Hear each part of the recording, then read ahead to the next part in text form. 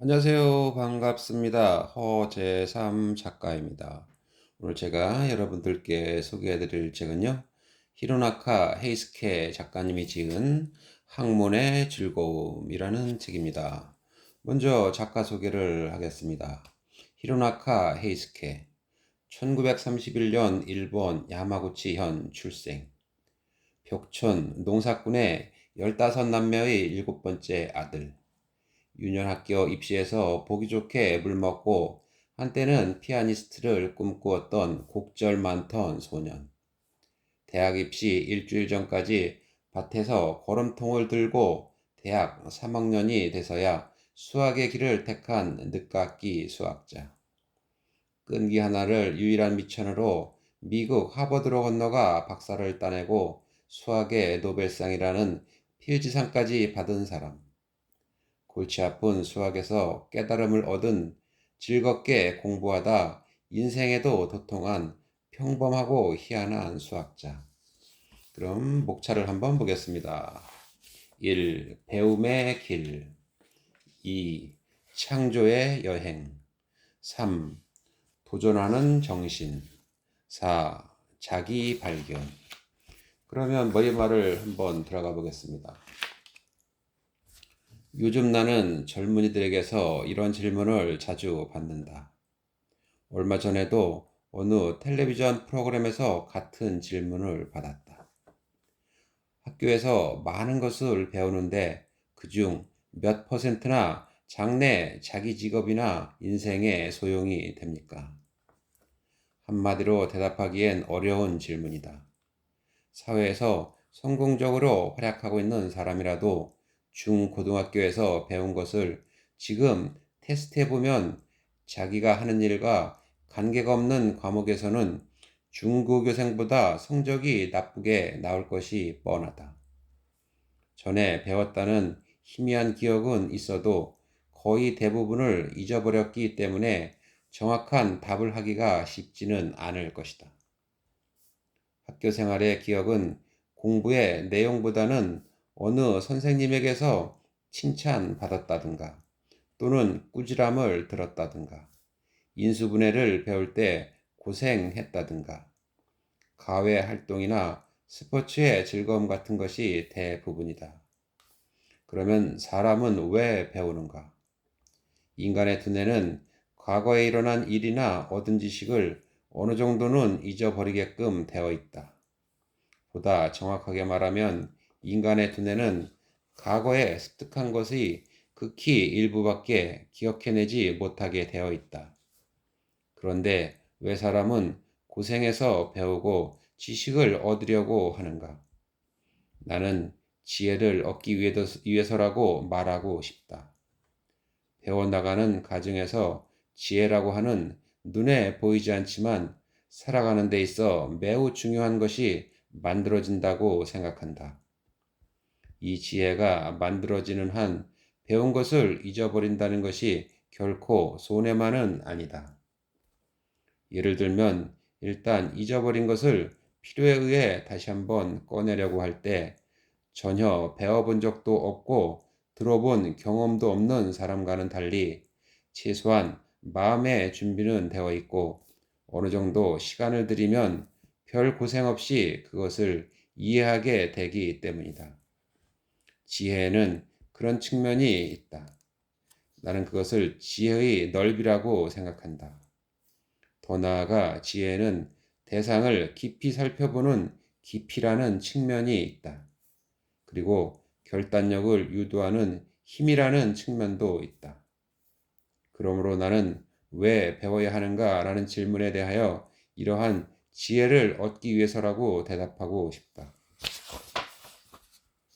나는 이 책에서 학문하는 즐거움과 기쁨에 대해 이야기하려고 한다. 원래 학문이나 공부에는 시험 공부라는 말이 대표하듯이 고통을 수반하는 지루한 것이라는 이미지가 있다. 더군다나 나의 전공인 수학이라는 학문은 즐거움과는 전혀 관계없는 것처럼 보이기가 쉽다. 그러나 나는 학문을 즐거운 것, 기쁨을 맛보는 것이라고 말하고 싶다. 왜냐하면 학문에는 배우는 일, 생각하는 일, 창조하는 일에 즐거움과 기쁨이 있기 때문이다. 배우는 일, 그것은 즐겁다. 앞서 말한 것처럼 지혜를 얻는다는 면에서도 그렇다. 그리고 생각하는 일은 더 즐겁다.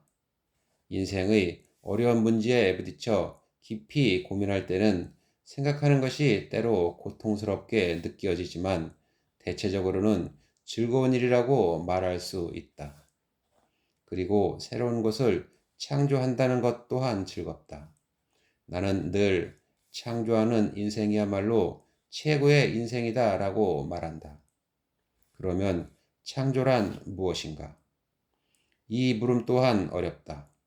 그러나 창조는 결코 학자나 예술가의 전매 특허는 아니다. 우리의 일상생활 속에서 부단히 쌓아 올려야 하는 것이다.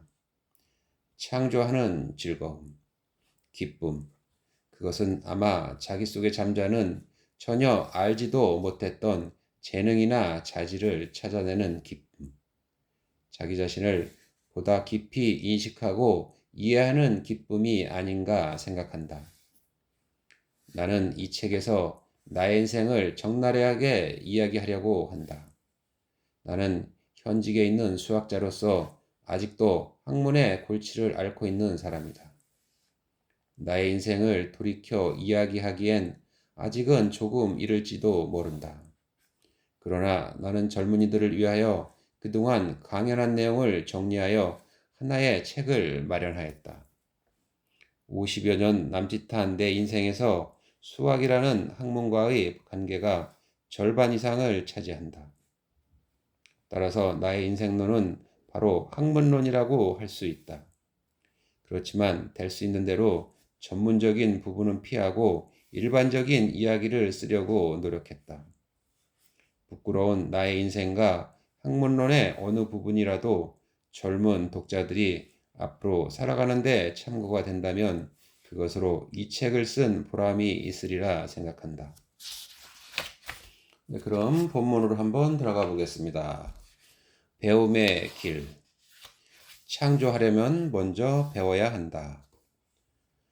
한평생을 살아가는 동안 사람은 여러 가지 꿈을 갖게 마련이다. 태어나서 한 번도 꿈다운 꿈을 가져먹지 못했다고 말하는 사람도 사실 알고 보면 누구 못지않은 꿈을 가지고 있을 것이다. 단지 살아오는 동안 덜어는 잊혀지고 덜어는 시간의 흐름 속에서 걸러지지 못하고 묻혀졌을 뿐이다. 우리가 꾸는 꿈 중에는 보잘것없는 꿈이 있는가 하면 대망이라고 말할 정도로 큰 꿈도 있다. 세월이 흘러도 퇴색하지 않고 계속 커가는 꿈이 있는가 하면 자기도 모르는 사이에 사라지는 꿈도 있다. 또한 곧바로 현실에서 실현될 만한 것이 있는가 하면 아무리 시간과 노력을 들이더라도 결국은 꿈으로 끝나고 말 것처럼 보이는 것도 있다. 꿈이란 참으로 이상한 것이다. 실현하기에 불가능해 보일지라도 그것을 마음에 간직하고 있으면 은연중에 꿈을 이루어 보려고 하는 힘이 생기거나 또 그런 꿈을 가지고 있다는 사실만으로도 삶이 가치 있어 보이기도 한다. 나도 젊은 시절에 그런 꿈을 가졌다. 약 30여 년 전인 대학 3학년 때 나는 수학을 나의 천직이라고 생각하고 대수기하라는 분야에 대단한 흥미를 가지고 열심히 공부하고 있었다. 대수기하는 100여 년 전에 이탈리아를 중심으로 발생한 학문으로 역사는 비교적 짧은 편이다. 그러나 그 원천은 프랑스의 철학자이며 물리학자, 수학자인 데카르테까지 거슬러 올라갈 정도로 오래되었다. 데카르트는 X축, Y축이라는 좌표축을 고안해냈는데 이것 때문에 여러 가지 도형을 대수 방정식으로 변환할 수 있게 되었고 이 좌표축이 발달함에 따라 복잡한 방정식을 도형으로 만들 수 있게까지 되었다. 평범하고 친근한 나의 스승들. 천재도 20살 넘으면 보통 사람이라는 말이 있다. 어렸을 때 천재라고 소문났던 사람이 성장한 후에 보통 사람이 되어버리는 예는 과거에도 허다했다.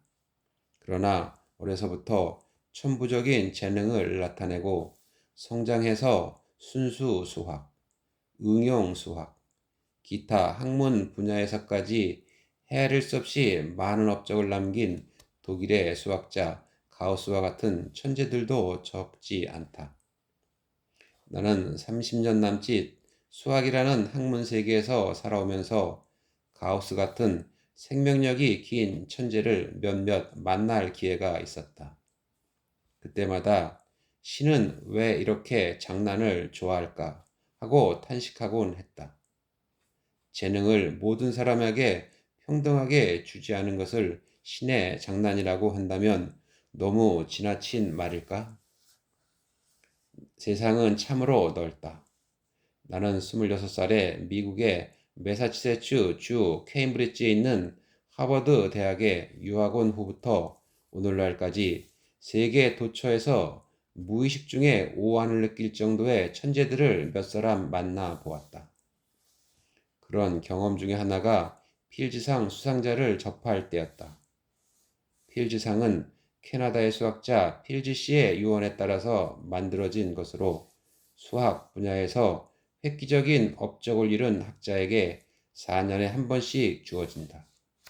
이 분야에서는 가장 영예롭게 여겨지는 상으로 노벨상에 수학 부분이 없기 때문에 수학계의 노벨상이라고도 불린다. 그러므로 26살에 이 상을 수상한 사람이 있다는 것은 무척 놀라운 일이다. 나는 운이 좋아 1970년에 이 상을 받았다. 당시 내 나이는 37살로 이 상의 수상자는 40살 미만인 사람에게 한한다는 연령 제한이 있으므로 나는 최고령 수상자라고 할 수 있다. 여담이지만 하버드 대학에서 박사학위를 받았을 때도 같은 해에 탄생한 박사들 중에서 나는 제일 나이가 많았다. 그 중에는 나보다 7살이나 아래인 22살의 학위 취득자가 있었다. 그래서 나는 졸업식장 한 구석에 조용히 앉아 있을 수밖에 없었다. 그 대학에서는 19살에 박사학위를 받은 사람도 있었다. 참으로 이 세상에는 천재들이 헤아릴 수 없이 많다. 그런데 이런 천재들의 인생이 보통 사람들의 인생과는 전혀 무관하고 보통 사람인 우리들이 배울 것이 아무것도 없다고는 생각하지 않는다. 가령 뉴턴이나 아인슈타인의 전기에서 그들의 위대함을 읽어낼 수 있음은 말할 것도 없고 더 나아가 우리들의 삶에 도움이 될 만한 것들이 산재해 있음을 알 수 있다. 그것을 받아들이고 우리의 인생에 적용해 보는 것이 그렇게 불가능한 것만은 아니다. 나 역시 책을 통해 천재나 위인의 인생을 들여다보고 많은 것을 배워왔다.